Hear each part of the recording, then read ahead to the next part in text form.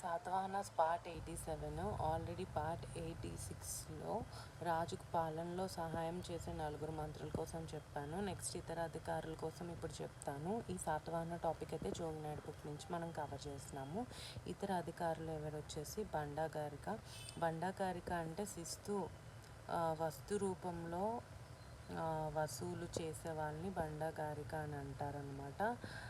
హిరణికుడు అంటే శిస్తు ద్రవ్య రూపంలో అంటే మనీ రూపంలో ఎవరైతే వసూలు చేస్తారో వాళ్ళని మనము హిరణికుడు అంటాము. వాళ్ళనే కోశాధికారి అని కూడా అంటామన్నమాట. నెక్స్ట్ వచ్చేసి నిబంధకర అంటే కేంద్ర ప్రభుత్వ పత్రాలను భద్రపరిచేవాడు, అంటే దస్తావేజుల్ని భద్రపరిచేవాడు నిబంధకర.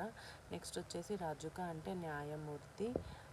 నెక్స్ట్ వచ్చేసి రజవిజ అంటే రాజ వైద్యుడు అనమాట. నెక్స్ట్ వచ్చేసి లేఖకుడు. నెక్స్ట్ వీడియోలో